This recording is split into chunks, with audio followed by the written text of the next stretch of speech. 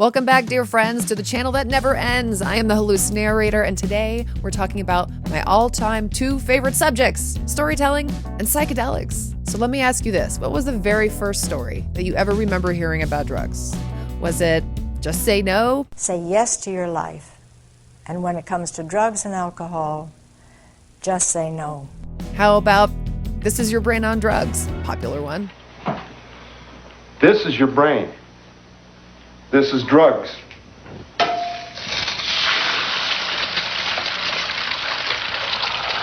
This is your brain on drugs. Any questions?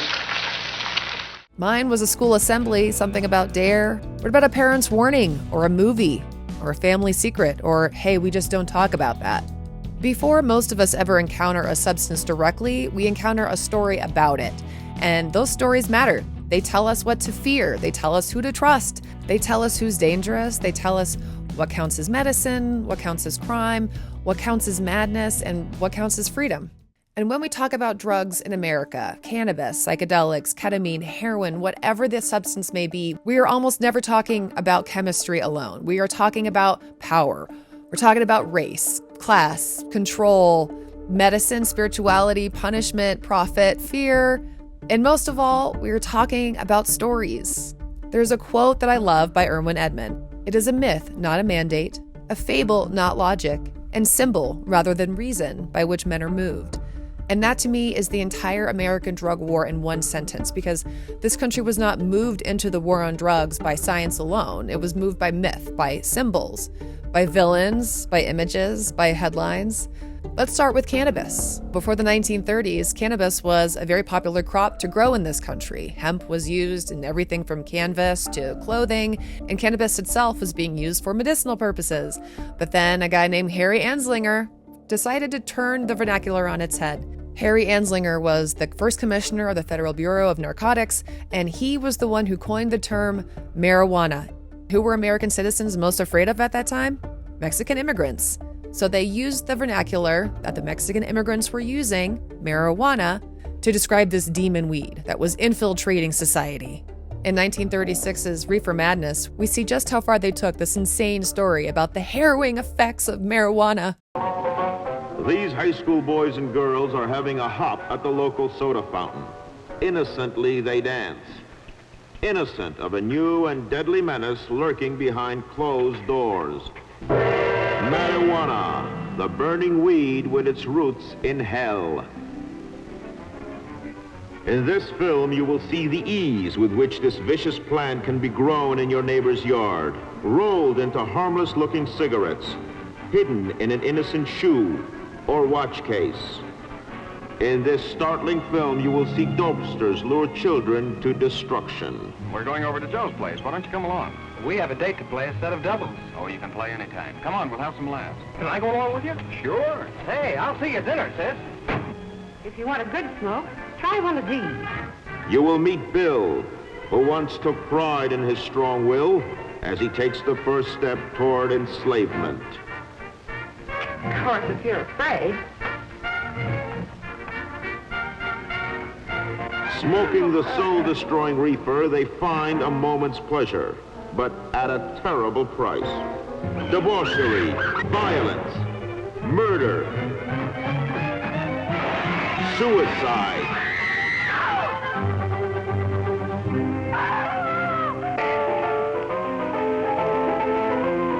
And the ultimate end of the marijuana addict.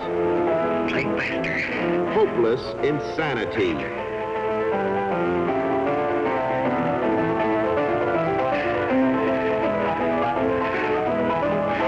See this important film now, before it is too late.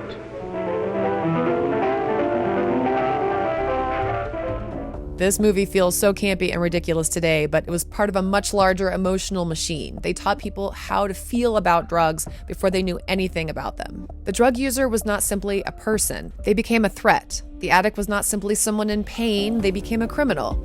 And the psychedelic seeker was not someone simply asking questions about consciousness. They became unstable, deviant, dangerous, un-American. And once a culture accepts the story, the policy becomes easier to sell. That is how you get Harry Anslinger. Anslinger understood the power of narrative so well, he helped turn cannabis into a cultural monster. The story was not subtle. Marijuana would corrupt the youth, unleash violence, and undermine civilization itself. It sounds absurd now, but fear does not need to be accurate to be effective, as we know. Hey, little dude, send your mama and daddy out of the room. I gotta get you up on this. You know who I am, Snake. Dealing in weed, coke, crack, your choice. Take one hit and you'll do anything to cop more. Steal from your mama, lie, cheat on your homeboys. But hey, that's the price you pay when you deal with dudes like me. Now, some folks will tell you that I'm dealing in poison. But hey, do I look like the kind of guy that would do that to a kid like you? Yes! Panic, disgust, suspicion, moral superiority. This is how propaganda works. It takes a complicated reality, flattens it into a nightmare, and here is where the story becomes even stranger. While the American public were being told to fear altered states, the government was secretly experimenting with them. That is the contradiction at the heart of MKUltra. Publicly, drugs were dangerous. Privately, the CIA was studying LSD, hypnosis, sleep deprivation, psychological stress, and other techniques to see whether the human mind could be manipulated, broken, or controlled. So MKUltra sounds like science fiction, I know. It was not. It was a CIA program and involved a lot of unwitting subjects, universities, hospitals, prisons, military facilities, safe houses, and secrecy. It involved people being used without informed consent. And this part is bananas because this year, on June 20th, 2026, nearly 50 years after the last MKUltra hearings, Congress held another hearing, Mind Control and Accountability, Uncovering the Truth of the CIA's MKUltra project. And that title matters, Mind Control and Accountability, because MKUltra is not just a story about what the government did. It is a story about what happens when institutions are allowed to just hide what they did. And at the hearing, Tom O'Neill reminded Congress that in 1977, CIA officials told the American people that their 25-year effort to learn how to control the human mind had been a complete failure. But he argues that maybe that's actually not the case. I believe Congress was never told the truth about what this program actually achieved. In fact, I believe the agency misled Congress in 1977 when it characterized MKUltra as a failure. He also mentioned that the victims were promised identification, compensation, and lifetime medical care. And guess what?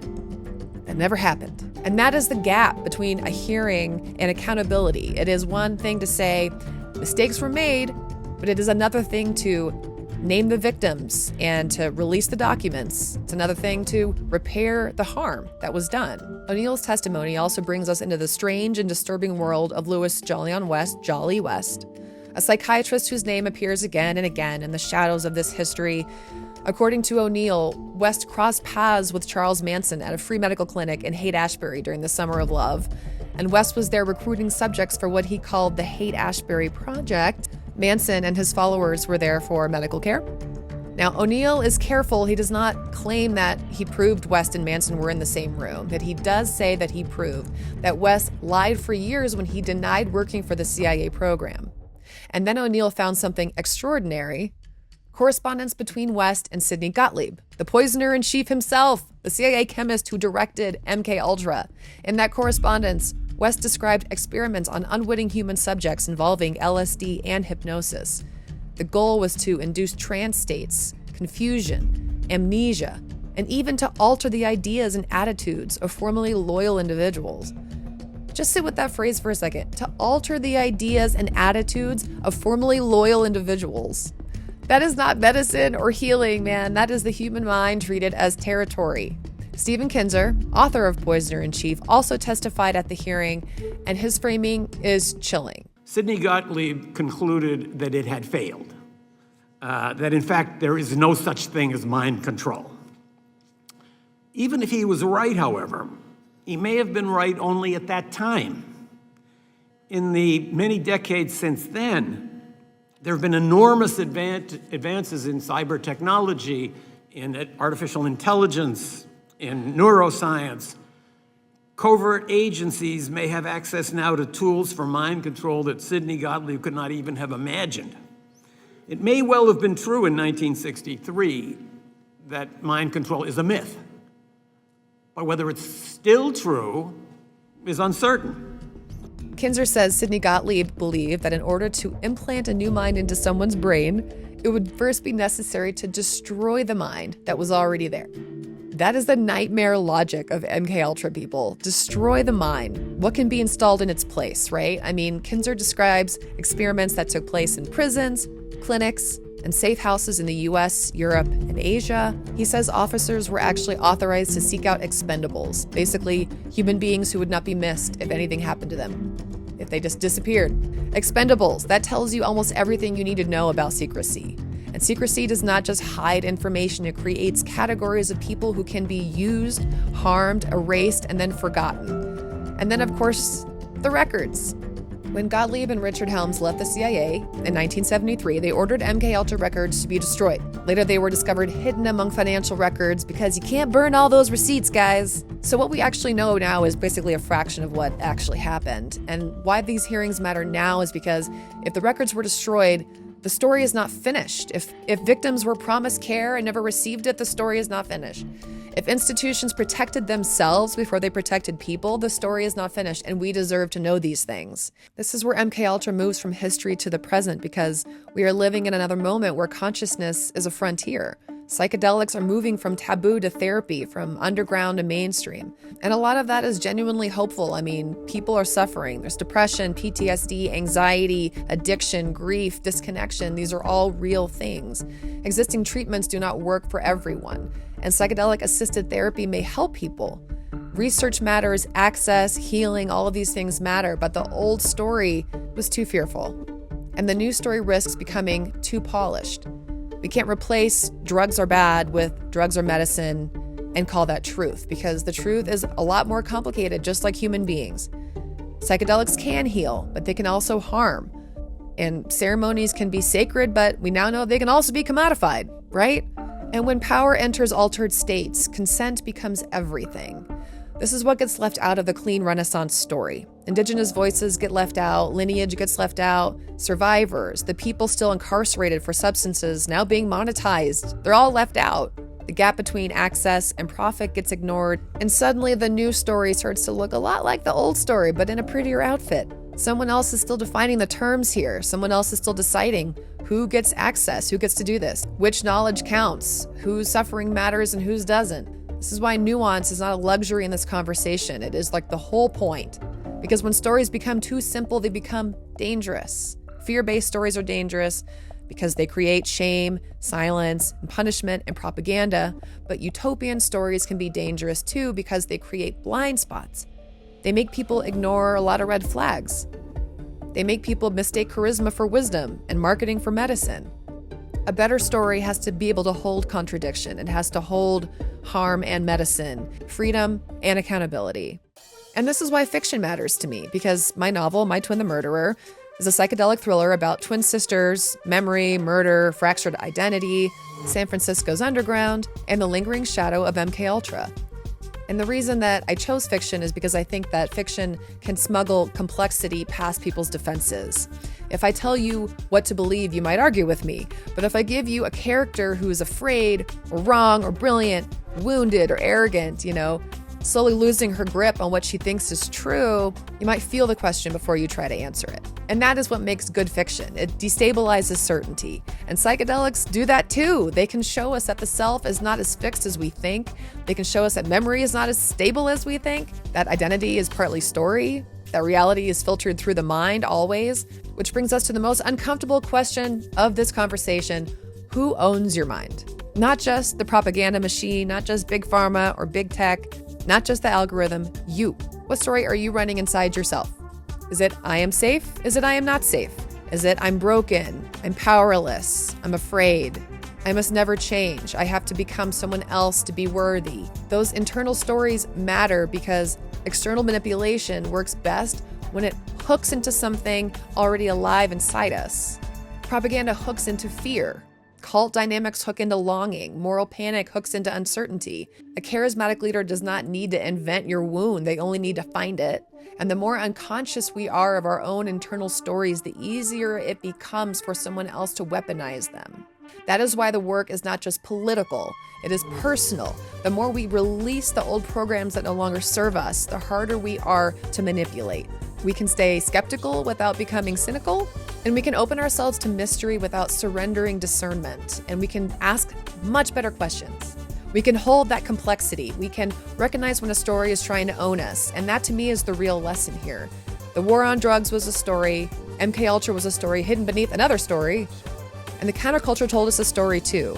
The psychedelic renaissance today is telling one now, and each one of us is telling one inside ourselves all the time. The question is, what are we willing to see now? What stories have we inherited?